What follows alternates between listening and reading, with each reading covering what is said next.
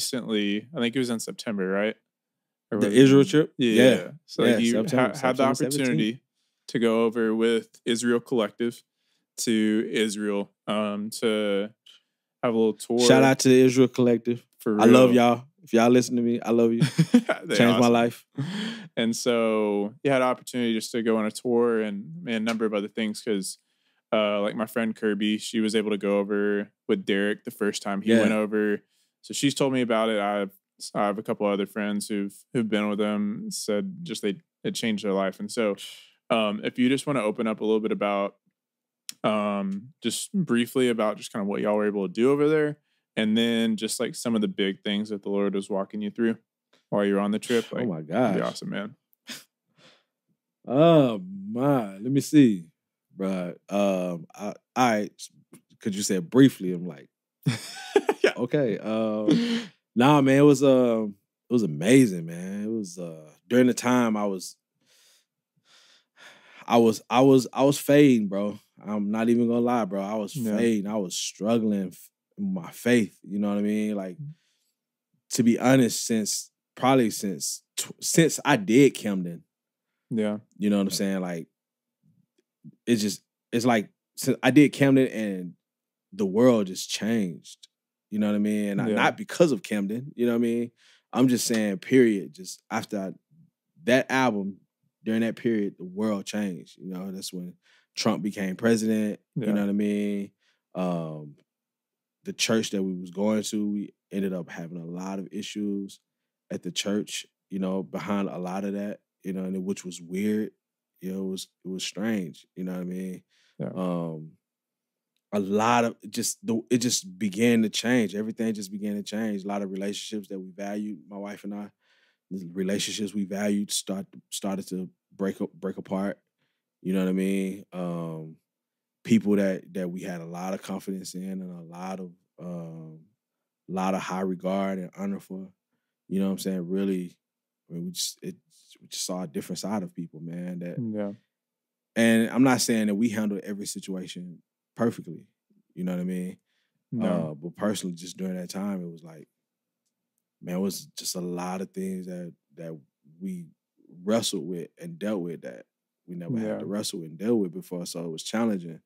But it made me question, like, that time made me question Christianity just in general. Yeah. You know what I mean? Like, it made me question, like what is this? Yeah. What is this? What is this that I'm following? You know what I mean? What is this that I'm putting my hope in? Like, what is this?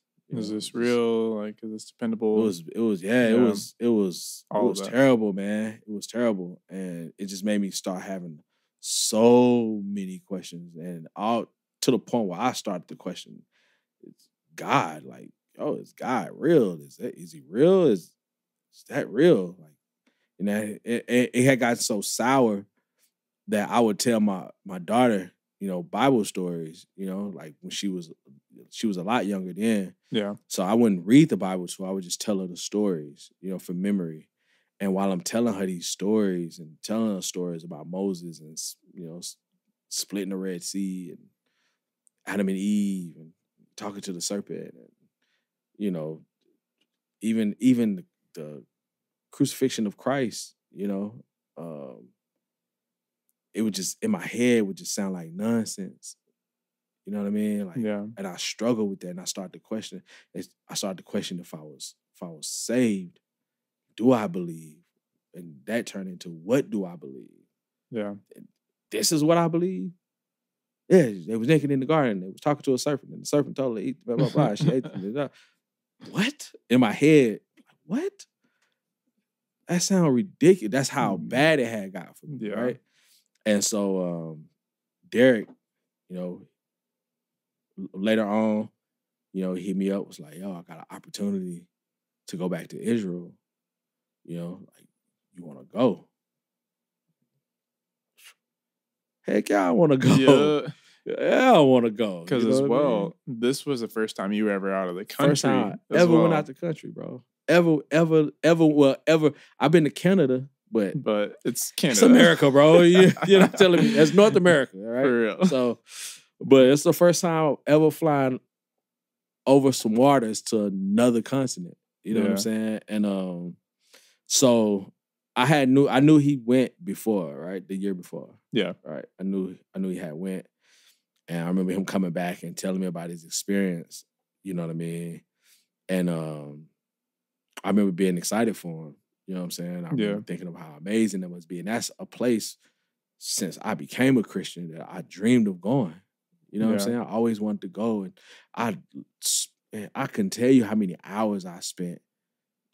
I'm a like when I watch TV, I don't watch TV shows like that, right? My wife, she likes TV shows. So I watch a few TV shows with her. I'm not a TV show person. I watch documentaries. Documentary, yeah. You know what I mean? That's what I watch. And I couldn't tell you how many Ancient Alien episodes I watched. I don't do the alien things, but I'm just interested in cultures, right? Different cultures, especially ancient cultures. You know what I'm saying? I couldn't tell you how many hours I spent just looking up just images of the Garden Tomb and Jericho, the Valley of Jericho. Yeah. You know, places, things that I've read in the Bible, and I'll, go online and look up that stuff. And, I remember, learning about the Dead Sea Scrolls and Qumran, and all those places. And I just spent so many hours reading on that stuff, reading about Babylon, just reading that stuff. And, I'm talking about hours, bro, hours, right? Yeah. And so when he presented that, it's like, there's no way. There's no way I'm going to turn that down. For real. You know what I'm saying? And then he was like, yeah, and, you and your wife. Ooh, what? Yes. What? Ah, come on, man. Yeah, of course. So we did that. We went. And, man, when I say, and I've heard people say it was life-changing. And when I say it was life-changing, it was life-changing. And the thing that made it so life-changing for me was because it brought the Bible to life.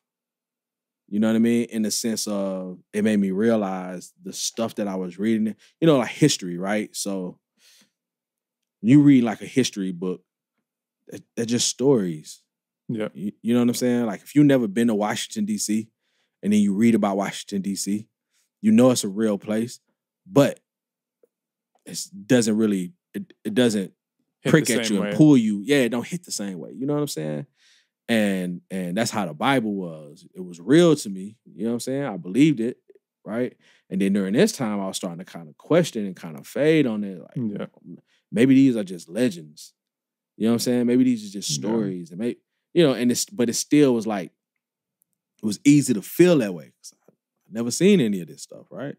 So even the people, was like, the idea of the people being real, they were real human beings, but it wasn't like I'm seeing you and talking to you, like you're real. This is reality. You know what I'm saying? It's not just a phone call. Yeah. But when I got there, it changed my life because it made me realize, like, bro, these people really lived, bro. Like Abraham was the thing that what did it, because I was there probably 2 days.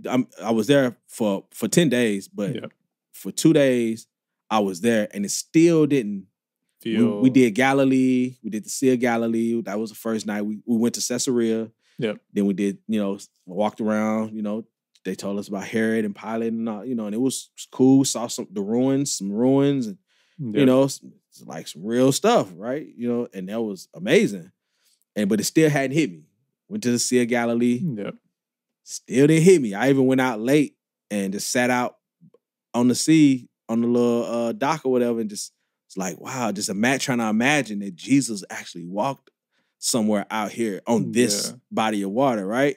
And it was real, but it still didn't hit me, right? And so we went to the Jordan the next day. People got baptized and stuff like that. And I didn't get baptized because I was like, I don't want to get baptized just for the sake of getting baptized in the Jordan. I was like, if something hits me, I'll get baptized. But I didn't want to get baptized just to say I got baptized in the Jordan. You know what I mean? I wanted it to mean something to me. And I respected everybody who got baptized, so right? Good. It was like, that's dope. But me personally, that was just my personal preference. And so we did that, and I just, looked and we took pictures, and I was like, man, it's the Jordan. Like, wow, it's crazy. This is the water Jesus was baptized in. That's dope, you know. Still hadn't hit me. And we was driving, and I think we was Bethlehem, I want to say, somewhere like going to Bethlehem or coming from or something. But I saw a sign, and the mug was like the tomb of Rachel, and it was like pointing in a direction. Like when you driving to Dallas, you know how you get past Texarkana, there's like the Atlanta, there's Atlanta, Texas, right? You know what I'm saying? Like this odd sign, like Atlanta, Texas, that's weird, you know. But I saw that, and I had just read how she was buried there. You know what I mean? Because Isaac, you know, was on his way. I think he was on his way to Ephraim or something like that. Yeah, you know what I'm saying? I had just been reading that, and he stopped. She died on the way, so he buried her there. And then went on, and I remember seeing that sign that said her tomb was there. And now it was the first thing that I had seen with a biblical character's name on it. Yeah. You know what I'm saying? I didn't see in all the other places, you know, and you know, we went to like the house of Peter. I want to say we went to the house of Peter. That had his name on it as a sign, right?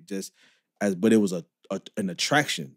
Smug was like a road sign of giving you direction of where she's been. It was, for me, it blew my mind where it was like, this is real, bro. Like, and that was, from that point forward, is Israel just looked completely different for me. You know what I'm saying? It was seeing that rocked me, that said, these people are real, man. These people existed, and the people who wrote this were real, and it breathed new life in my faith for the simple fact, like, I needed to see that, you know. And then we went to the museum.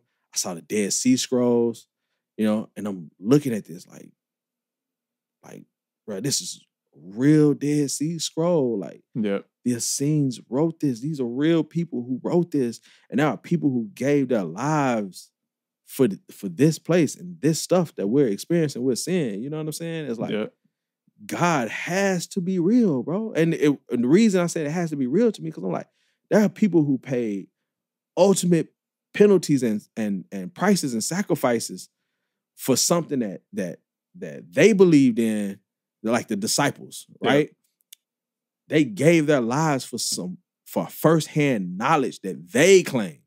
Not something somebody taught them. You know, because, you know, people talk about like a terrorist, right? Somebody who's extremist Islam, right? People who go and kill in the name of jihad, kill in the name of Allah, right? You know, these people are doing that off of the strength of the testimony of someone else, and a lot of people who they've never even met. You know what I'm saying? I don't remember Muhammad dying for the cause of Islam. You know what I'm saying? I don't recall that. You know, I could be wrong if I'm wrong, but I don't recall. I could say he died on the deathbed, like as an old man. You know what I'm saying? And a lot of other prophets, right? But these guys died carrying a message that started with them. You know what I'm saying? For real. They died for something that they was telling people is real, that they said they experienced. They claim, we seen the Christ. We saw him die, and we saw him alive again. We saw him. We put him in the tomb. He was dead. And then he was out, you know what I'm saying? 3 days later. Yes, he was dead, bro. Not breathing. And he was in there. And then we saw him alive again. Jeez. We saw him alive again.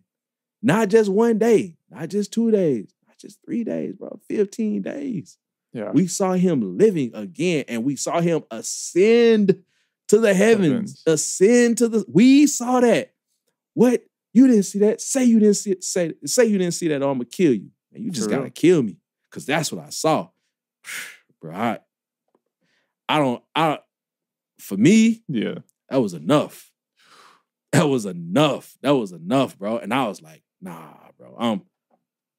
I'm tripping. I'm tripping. The problem is not the gospel, and the problem was not God or the word of God. The problem was the faith that I had. I was disappointed, and I felt let down, and I started to slip because I put too much stock in the idea of relationship And those things are important.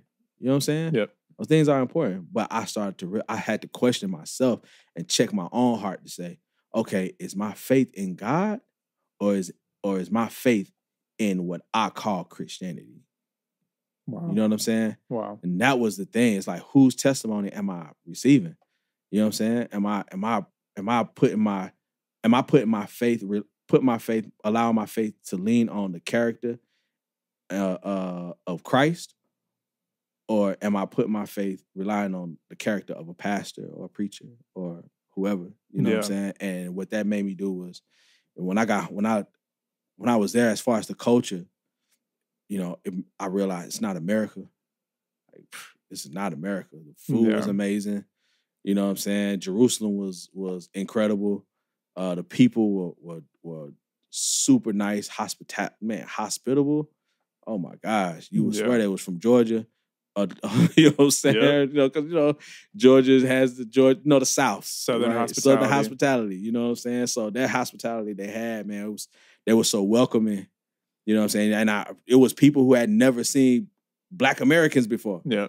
Ever. And they were like following us around. You know what I'm saying? People literally standing up in the restaurant taking pictures of us like, yo, it's a Black person. It's funny because whenever I don't even know if I told you this. I went to China last year. One of the best experiences I've ever had in my life. And randomly, Joe Shui ended up going the same week that I was to speak at a conference out there. Wow. And so I went to Beijing. He went to Shanghai, but I went down to Shanghai for a couple days to go see him. Nice. And while we were there, we went to some of the touristy spots. Same thing happened because, like, most people over in China, like, they thought he was LeBron James. Yeah. Something like that. Because they'd never seen like a Black guy before. And it was like, and it was so cool. And like, even for me, like up in Beijing, like they had never seen like a white guy with blue eyes before and brown hair. I could believe it. Because, and it was so cool because how they looked at that was with awe and like, this is cool. Yeah. Rather than just like, what the F is this? And right. Like disgusting. And so they did look great like that. They didn't know who he was. They was like, and the guy came up to him and was like, "Are you a basketball player?" It's 6'4". He was like, nah. And he was like, "Can I still get a picture with you?" Dude, that's so crazy. Yo, I would say this. The saddest thing I saw, and the thing I saw a homeless man there. I saw a beggar. Really? And I mean, it really changed my perspective when I read the Bible and talk about beggars, you know, talk about the man they brought to the gate called Beautiful, and, you know, he's, you know, crippled or whatever, and begging, and, you know, Peter was like, yo, silver and gold have I not, but what I give you, you know, and then they heal him, you know what I mean? Yeah. But I saw a guy who literally was standing like in the middle of like the marketplace with just his hand out like this, just saying, please, please, please, just saying over and over and over and over. And you looked at him and was like, oh yeah, he's literally depending on what people give him. It wasn't the same as in America. I was like, even in America, the poorest person is rich compared to the poorest person in Israel. Like literally. Yeah. Now, don't get me wrong, there's some very, very, very poor people in America. Yeah. You know what I mean? Especially like Miami. I've gone to Miami and seen some of the homeless people that they have there. And I mean, it's terrible. Don't get me wrong, it's terrible.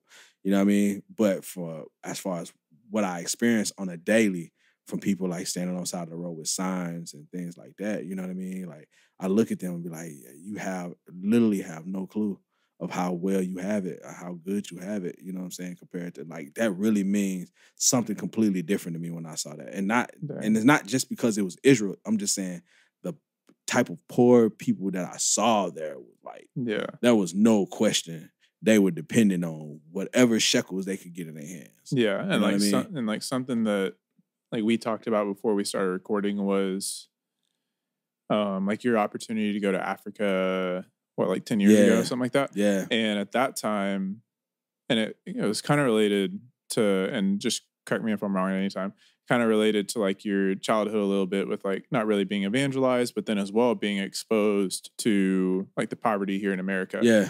And you were kind of thinking through like, why the heck would I go to Africa whenever there's people struggling here, which is like such a good thing to have, and like something that I said. Yeah, like when I go home for the holidays, like I go home during that time, like I go home for the holidays, and I'm seeing people who need the gospel way more than anybody that I could think of in Africa or Asia or wherever, you know, in my mind at that time, you know what I mean? But then like the Lord being able to show you on this trip, and I'm sure he's progressed and like shown you some more. But being able to show you on this trip, like, hey, like show you like physically, like there's this beggar right here, and like there's just, I mean, there are needs all around the world, and like and like what I said as in a response to like you saying that is like missions is often overlooked, people domestically for people internationally, and it's something that like we need to and I think part of that is because of that sentiment where it's like, well, the poorest person in America is still rich compared to the poorest person in some third world country, or you know, some country that doesn't have as many freedoms and as many opportunities, you know, as America has. You know what I mean? So I think from that sentiment, you know, people would neglect Americans who need the gospel and need to be evangelized and need to be helped. And go across the world to do humanitarian work. You know what I mean? So I think there's, you know, there's a need for balance. You know what I mean? There's a need for balance. I don't get me wrong. I believe there are those that the Lord calls to go international. Yep. You know what I'm saying? And do the work there. But, you know, at the same time, I believe, you know, there are many of us who the Lord has called and said, just do the work at home. It's like it's like when, you know, one of the, I think it was the guy who had the demon in him. Jesus heals him, right? And he's on the boat and he gets back on the people ask him to leave because he make the demons go into the swine, right? And they go and they run into the water and drown. Yep. And then they, you know, they got afraid of the Christ and they told him to leave. And then while he was leaving, you know, the man comes to him that he had just healed and was like, yo, let me follow you. And then Christ was like, nah, stay here. Present yourself, you know, to the leaders here. And then the scripture said that's what he just told everybody about Christ. Yeah. You know, so I think, you know, that same thing is true for a lot of us, where it's like, you know, some people aren't called to go international for the sake of evangelizing as a career move. Yep. You know what I mean? As a ministry move. Now, I think, especially from my experience in Israel, I think it's healthy for everybody who can to visit a different country, to just get a fresh perspective of the globe, because it just gives you a new perspective of your own living conditions and where you live and your family and your friends and opportunities and things like that. You get I don't know, it's just a different perspective because you see that the world is there, especially as a Christian. Yep. You know what I'm saying? As a believer, as a follower of the Messiah, we've been given a form of gospel that's, for example, Romans 10:9-10. If you confess with your mouth the Lord Jesus, believe in your heart that God is raising from the dead, you shall be saved. With the mouth, man, confess to salvation. I mean, confess unto righteousness, and with his heart he believe unto salvation, right? That's a common thing that people say as a formula of salvation. Like, oh, if you want to be saved, say these words. Yeah. Right. And then people say those words and then they're like, oh, I'm saved. And I'm not saying that genuine faith doesn't arise from that. Right. But that's not what that meant. You know, if you confess with your mouth, what Paul was getting at was, if you're saying the same thing that everyone else is saying as far as the leadership, like the apostles and all those, about Jesus, because he was believed to be a criminal, right? And he died he was crucified by the Roman government for breaking laws, for causing an uprising, if you will. That's what they blamed. And then you had the other leadership, the Israelite leadership or Jewish leadership, that was accusing him of blasphemy. Yeah. So they saw him as a criminal. So Paul is like, no, if you confess, if you're saying the same things that we're saying about him, and the reason that was important was because it came with a consequence. You know what I'm saying? It comes with a consequence. So it's important about what you're saying about him. Yeah. You know what I'm saying? So, hey, if you're saying that and you're believing in your heart then you shall be saved, right? Because you're believing on him to the point of even losing your life. You understand there's a consequence behind your confession, right? So going to other cultures, you know, and other countries and seeing other people and how they move and how they live. Like when we went to Jerusalem, I saw so many 5-year-old kids walking from school alone. Yeah. Literally alone. I'm talking about many. And when I say, Israeli drivers worse than Atlanta drivers. That's what I've heard. Bro, it was like it was places where there were like no stop signs, no stoplights. Yep. You know what I'm saying? Especially in Bethlehem. You know what I'm saying? It was like no stoplights, bro. It was like, it was crazy in certain sections, bro. You know what I'm saying? Like it was, you had to get in where you fit in. You know what I'm saying? And there was like children whose parents were entrusting them to be mature enough to walk, and then trusting in the society that they were living in to not harm their children. Yeah. You know what I'm saying? The idea that you have to join the army once you're 18. It's no question. You have, if you're an Israeli citizen, you have to join the armed forces. You have to. And then once you finish your tour, your years in the military, when you get out, if you elect to get out early and not make it a career, you have to go in some type of career field that's for the betterment of the community of the country.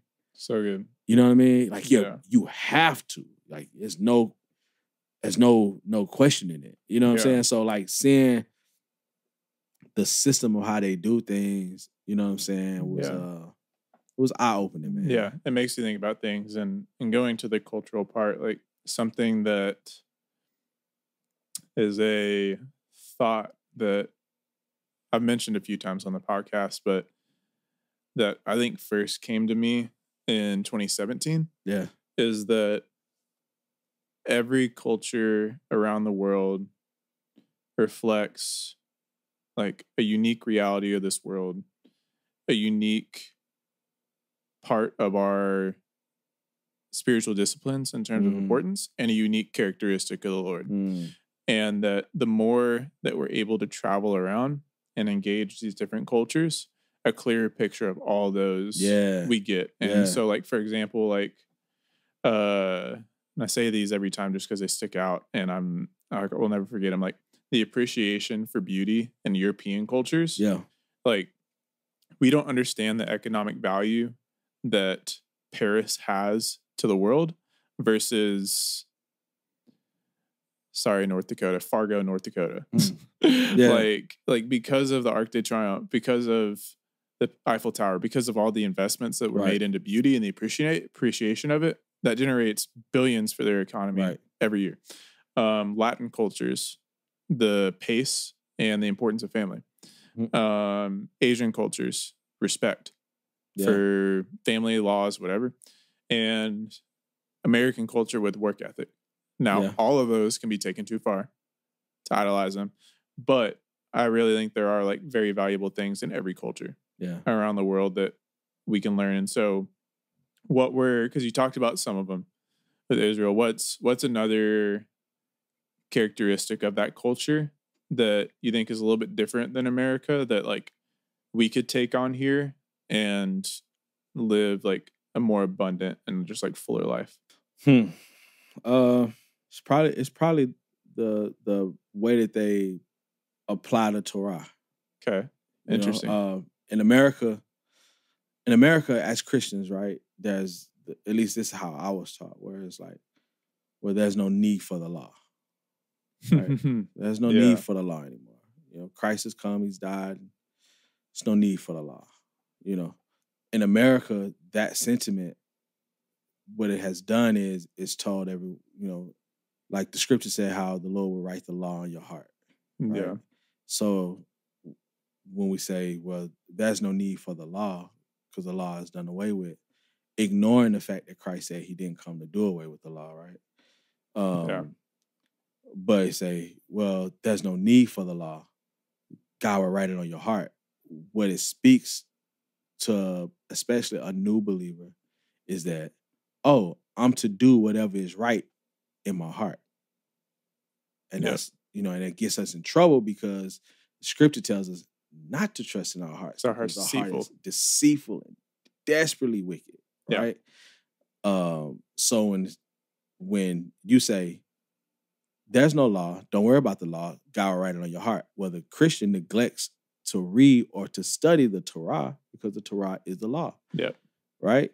So, because the way it works is you study and read the Torah, know what it says, and then the Spirit brings it to your remembrance. So good. Right? That's the writing on your heart. He writes it on your heart. So certain things like Christ. Did Christ do every law? No, because there were some laws that didn't apply to him.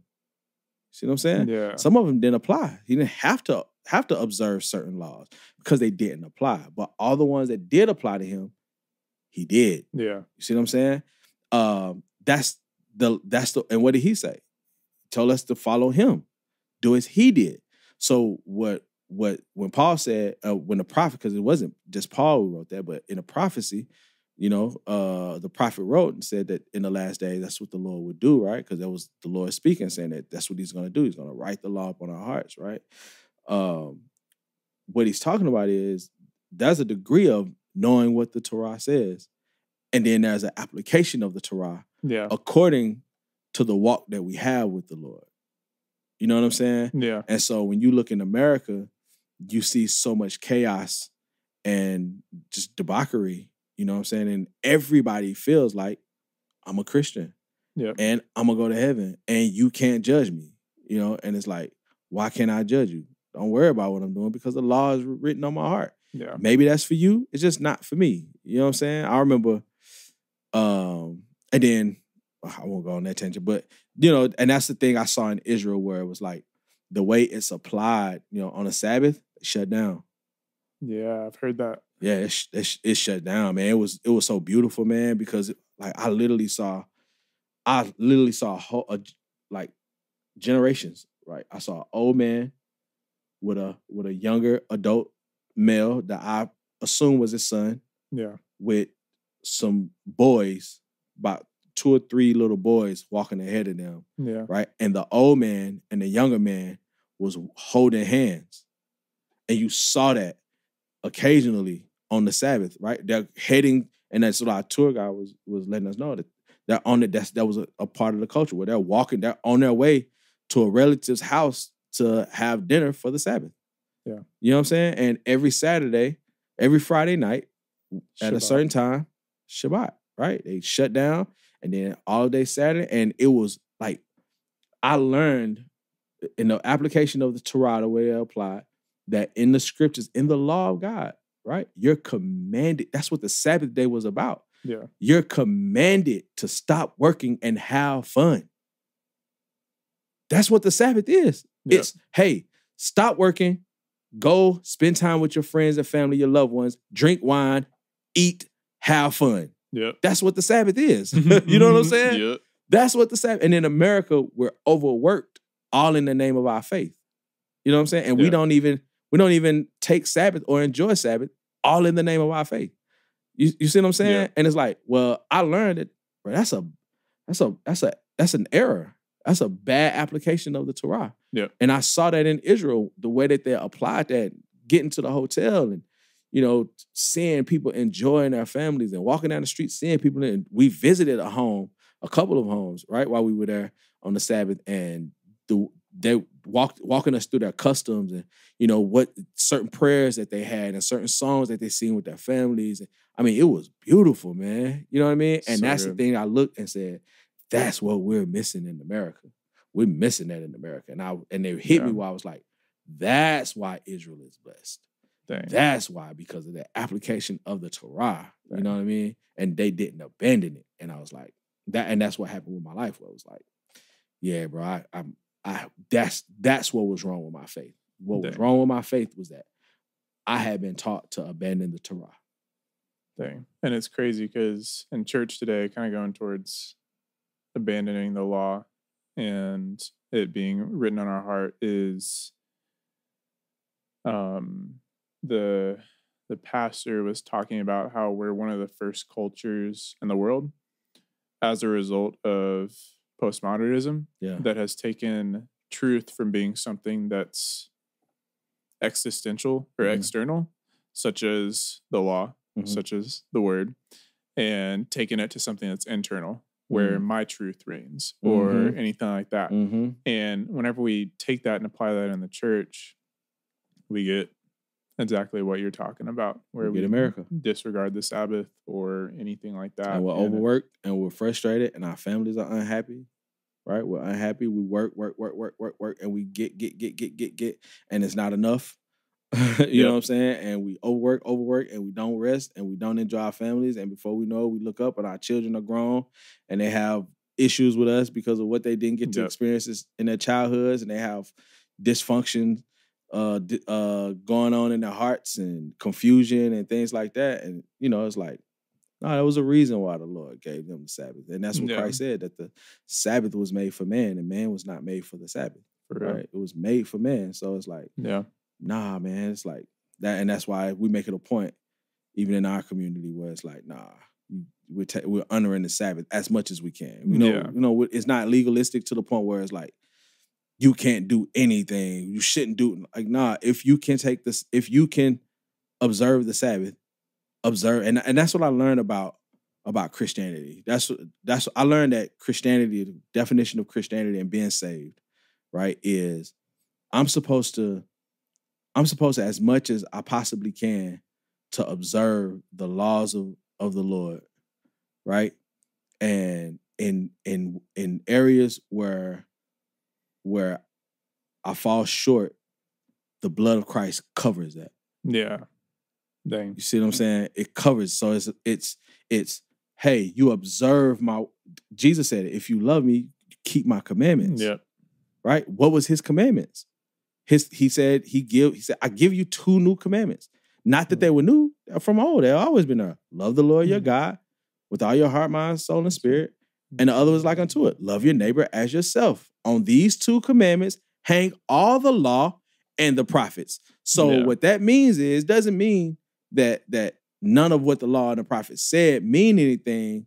It just means these 2 things. And even when you go through the 10 commandments, first 3, I'm the Lord your God, have no other God. Make no images and bow down to them. Don't use the name of the Lord in vain. Remember the Sabbath day, keep it holy. Boom.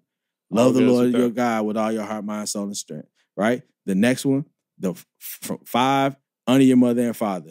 Do not murder. Do not commit adultery. Do not covet. Do not steal. Do not bear false witness. Right? I'm forgetting one. I think that's 10 because you did 4 and then 6. So. Okay, yeah, there we go. Yeah. So 6. And that's loving your neighbor. Because if I love you, I'm not going to steal from you. I'm not going to kill you. I'm not. You see what I'm saying? And the law, when it talks about having, certain other laws where it's like, if I offend you, I'm to pay, not just give you what I took from you, but I'm to give you a percentage on top of it to restore our relationship. Yeah. You know what I'm saying? But in Americanized Christianity, it's like, if I offend you, you should just be okay with my apology and I shouldn't have to do anything. And that's if you get an apology from me. Yeah. You know what I'm saying? That's if you get an apology. And if you don't, hey, get over it. You're supposed to be following Jesus anyway. But if I do apologize, that should be enough for you. I'm not supposed to do anything extra. And it's like, whoa, you took something valuable from me or you hurt me.